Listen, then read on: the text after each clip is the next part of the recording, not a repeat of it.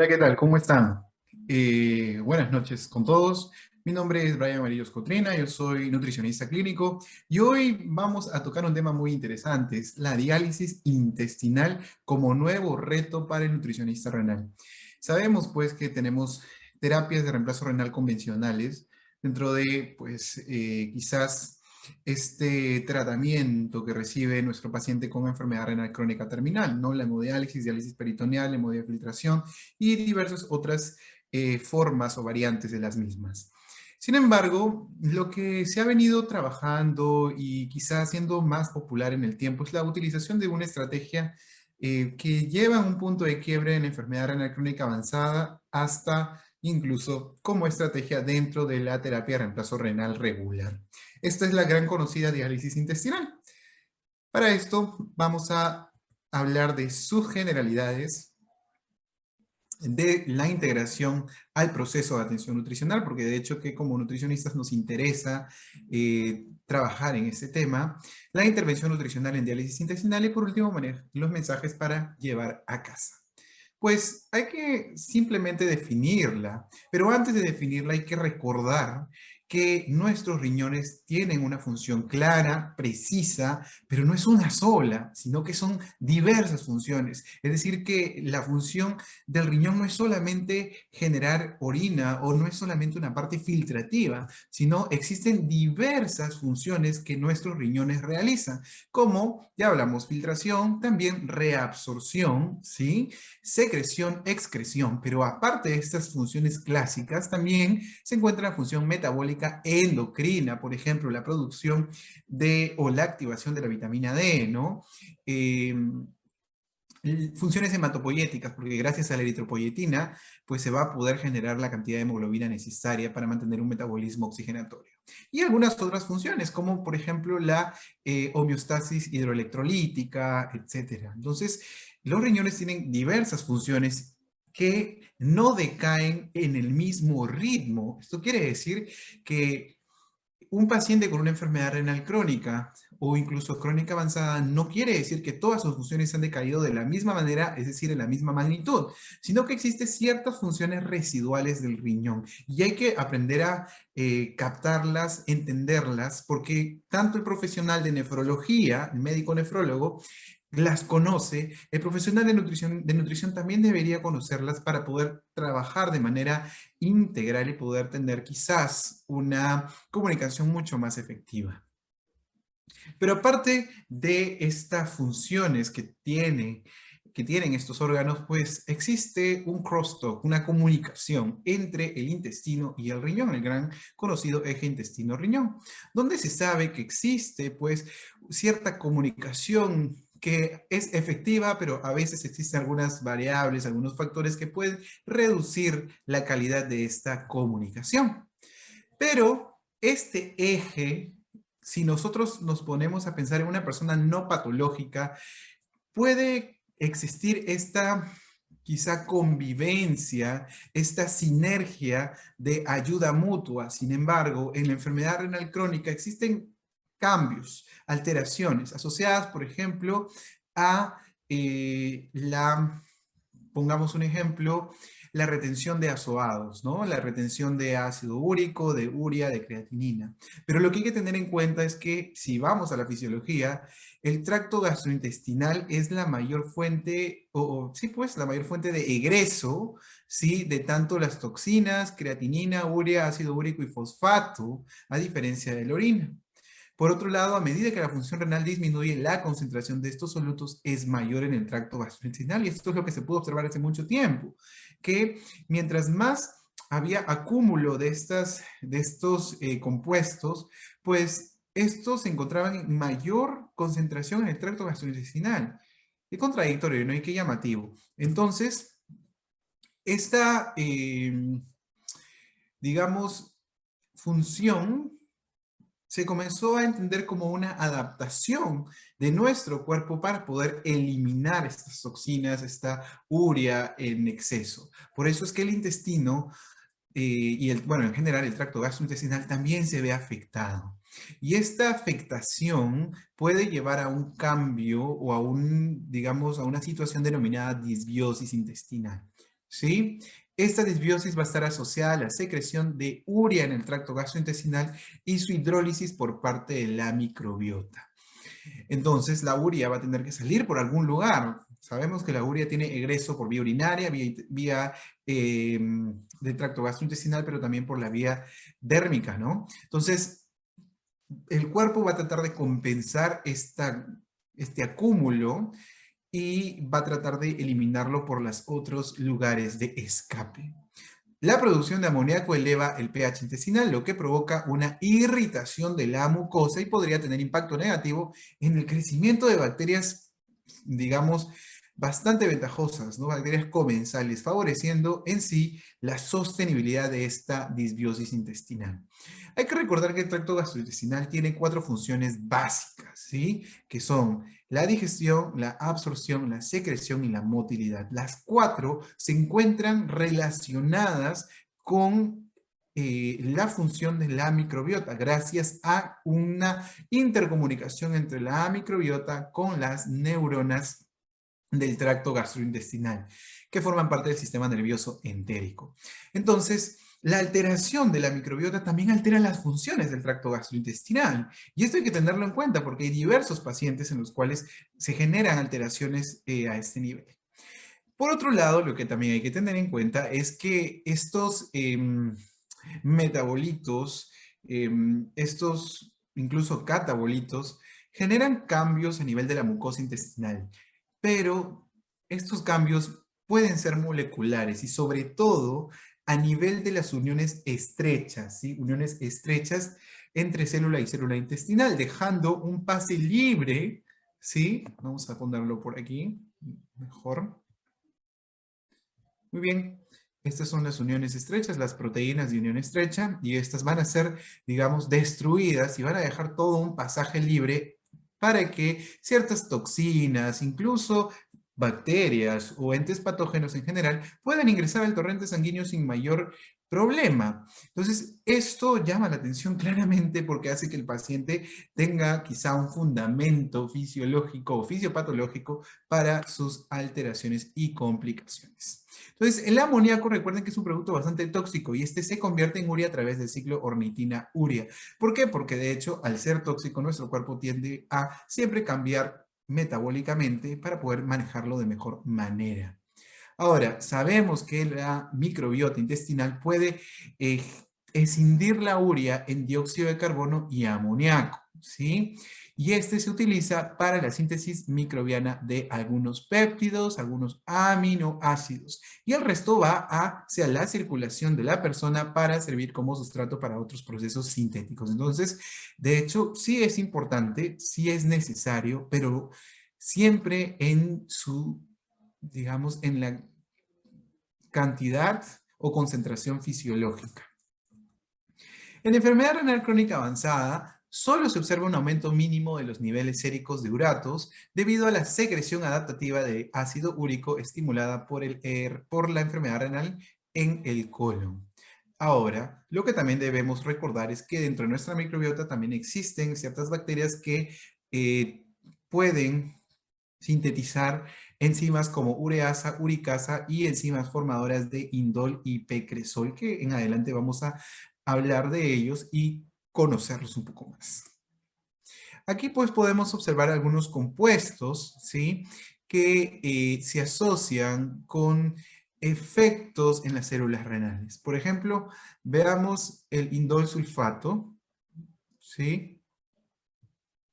Este disminuye, por ejemplo, la viabilidad de la célula renal, ¿sí? Incrementa el estrés oxidativo, incrementa la respuesta inflamatoria y es un profibrótico, ¿sí? Además, reduce los factores nefroprotectores y puede generar una injuria del podocito. Recuerden que el podocito es la célula que se va a encargar de la prefiltración, ¿no? Es una célula bastante importante. Entonces, este tipo de compuesto es totalmente deleterio para nuestras células renales. Entonces hay que saber y recordar de dónde provienen y qué podemos hacer para modular. La TMAO. ¿sí? Todos lo conocemos. ¿Necesariamente podemos hablar de daño renal o daño a la célula renal? Pues no, no hay mucha investigación o evidencia, pero sí en vivo se ha observado fibrosis intersticial de el riñón. Aparte que el atemado se asocia con mayor frecuencia, disculpen, prevalencia de mortalidad cardiovascular en pacientes con enfermedad renal crónica. Pero por lo contrario, el butirato, todos conocemos que es un ácido graso de cadena corta, reduce la inflamación a nivel renal y puede proteger la nefrotoxicidad de algunos fármacos. Entonces, sí nos conviene tenerla, sí nos conviene. ¿Sí? Ahora, ¿existen otros compuestos derivados de la microbiota que tengan una injerencia en el metabolismo de las células renales? Sí, son varios. Solamente ahora hemos hablado de tres, pero el pecresol es otro y existen otros más que tienen una función bastante, digamos, relacionada con la función de la célula renal. Lo otro hay que recordar que las concentraciones elevadas de amoníaco pueden destruir las uniones estrechas del epitelio intestinal, por lo tanto, generando permeabilidad intestinal elevada. Y esto no nos conviene, como lo hemos podido observar en la imagen. Y esto deviene o denota una disfunción de la barrera intestinal y es bastante frecuente en diálisis peritoneal por edema e hipervolemia. Esto hay que tenerlo muy en cuenta. El paciente con diálisis peritoneal también puede tener una disfunción de barrera intestinal. Ojo, hay que tenerlo muy en cuenta.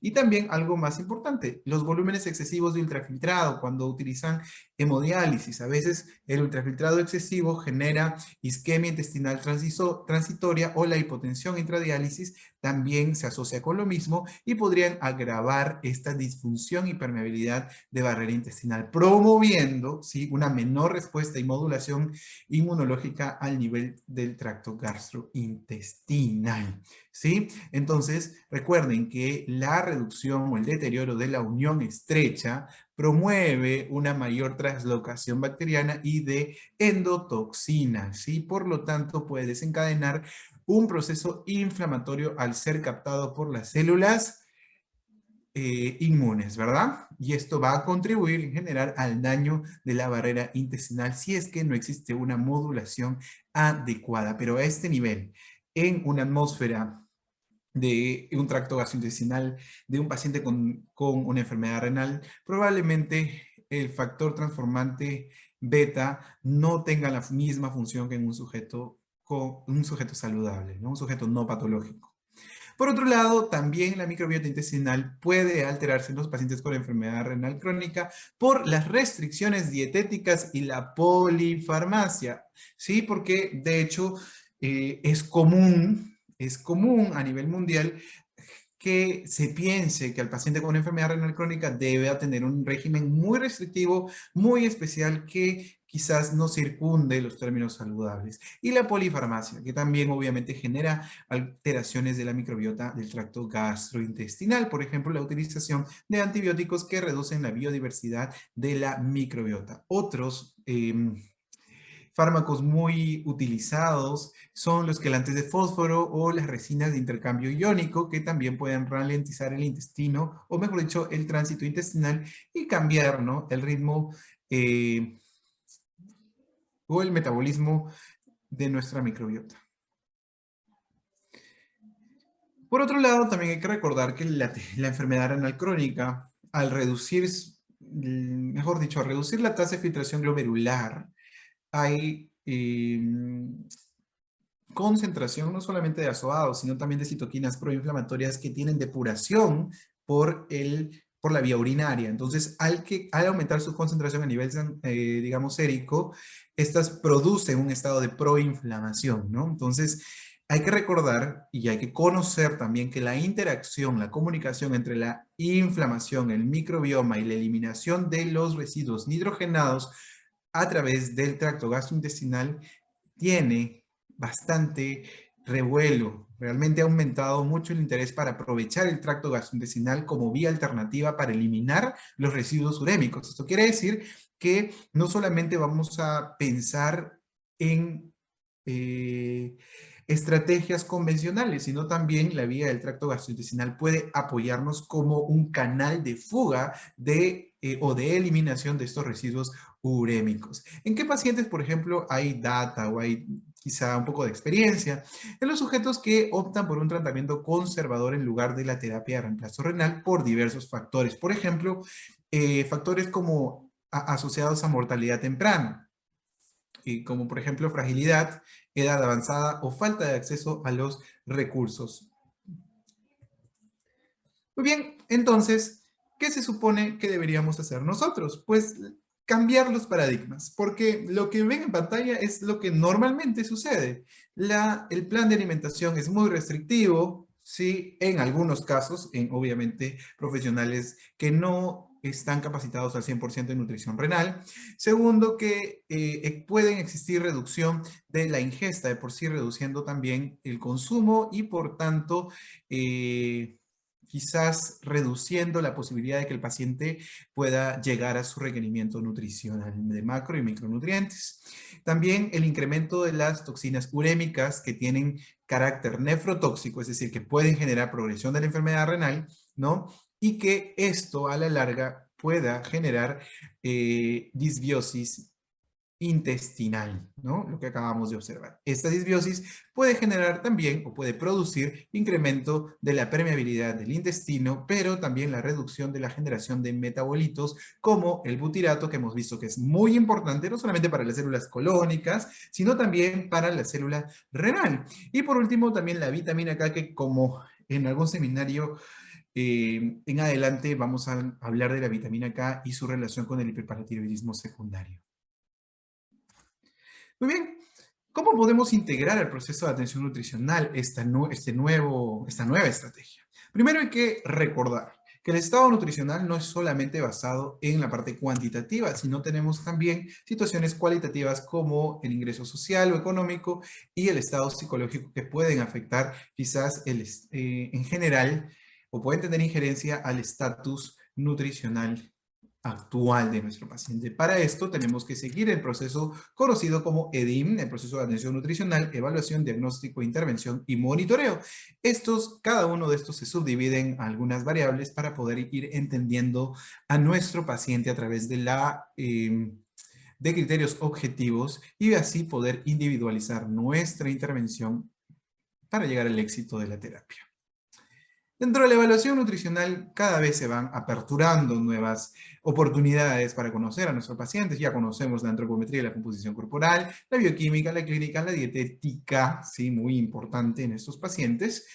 Y se habla también de la funcional, pero ya hace poco tiempo se ha ido hablando que en el paciente con enfermedad renal crónica sí es importante valorar situaciones que puedan asociarse con la alteración de la microbiota, sí, como comorbilidades que pueda tener este paciente, aspectos nutricionales como restricciones dietéticas descabelladas que obviamente generan detrimento de nuestra microbiota, antibiótico-terapia, terapéutica médica, como por ejemplo la utilización de laxantes, incluso diversos otros fármacos y algunas situaciones especiales. Entonces, esta atmósfera prodisbiótica es lo que hay que nosotros entender, reportar si el paciente puede tener una prodisbiosis o no. ¿Sí? La única forma de yo poder diagnosticar disbiosis es poder hacer cultivos de los pacientes o quizá estudios mucho más objetivos. Por eso es que nos centramos en un término previo, la prodisbiosis, la capacidad o quizá el riesgo que tenga el paciente de poder tener una disbiosis intestinal, ¿sí? Ahora, ¿cómo intervenir? ¿Cómo intervenir? ¿Cómo podemos nosotros intervenir?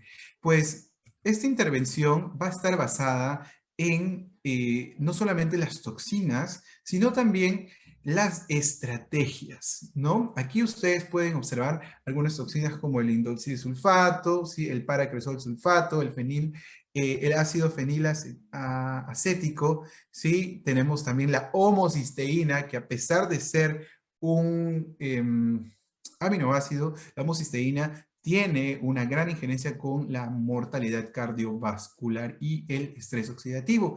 El ácido láctico destrógeno, que es solamente producido por nuestras bacterias del tracto gastrointestinal y que nosotros no lo producimos y por tanto no podemos metabólicamente manejarlo. Los oxalatos y el ácido hipúrico, todos tienen mecanismo de acción para poder quizás asociarse, o mejor dicho, todos esos tienen injerencia con el metabolismo eh, renal, pero también con situaciones deleterias, ¿no? Como la mortalidad o mayor morbilidad o progresión de la enfermedad renal.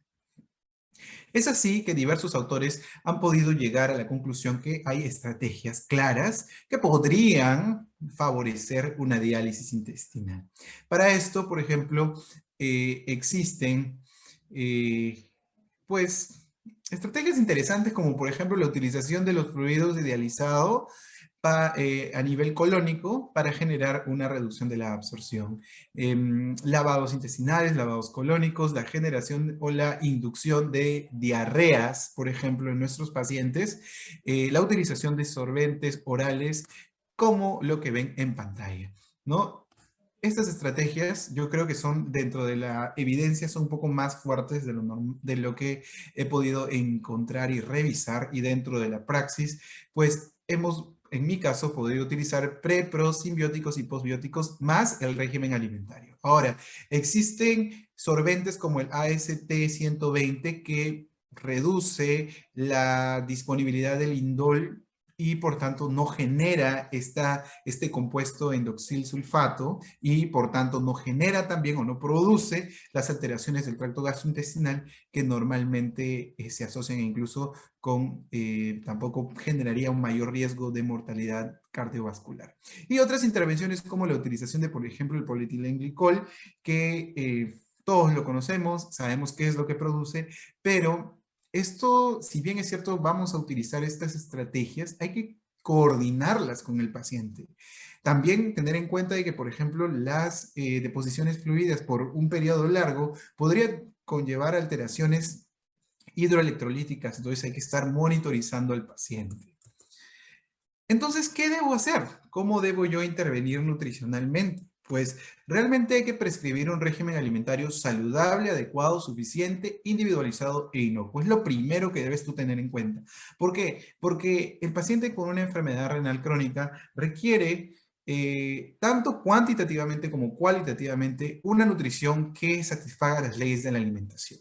Hablando de saludables y si nos queremos centrar en fibra, ¿realmente todos nuestros pacientes están consumiendo la cantidad de fibra necesaria o quizá le estamos restringiendo o le estamos le estamos generando una sobrecocción de quizá de las leguminosas o de los vegetales en general que modifican obviamente la fibra y no promueve un mejor estado, un estado más saludable de nuestra microbiota?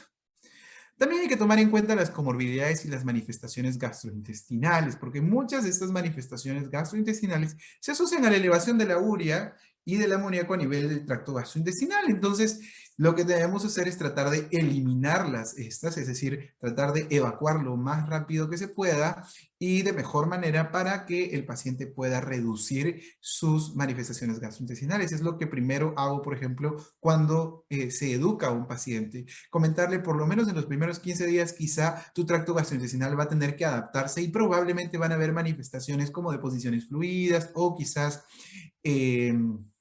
un poco de meteorismo, etcétera, pero cuando se educa al paciente, el paciente ya sabe a qué se atañe y por tanto eh, hay un mejor manejo de la presencia de esas manifestaciones. ¿Considerar prebióticos, probióticos, simbióticos o posbióticos? Sí, es considerarlos. La data no es tan concluyente, por eso hay que revisar bien la evidencia en la cual vamos a manejar. Y si nosotros queremos utilizarlo porque nos vemos convencidos como profesionales que puede tener quizás un resultado favorable, pues hay que realizarlo y hay que utilizar al paciente como su único control, ¿sí? Muy bien. Ahora, parte la información y las investigaciones, existen algunos estudios en los cuales han observado la utilización y administración de suplementos con, digamos, enriquecedores de la microbiota y los han relacionado con algunos resultados clínicos. En este caso, ustedes van a poder observar en pantalla la calidad de vida asociado al cuestionario SF36. Y se observa que dentro de las tres, digamos, durante el tiempo de investigación, hubo mejorías tanto en el componente de salud física, salud mental y también de enfermedad renal crónica. Entonces, ¿interesa? Sí, sí interesa. Lo que interesa también es observar cuáles son las cepas que se utilizaron y la cantidad. Podemos observar también que se ha podido y se ha tratado de relacionar la utilización de probióticos con la calidad de vida en pacientes malnutridos que se encontraban en diálisis peritoneal.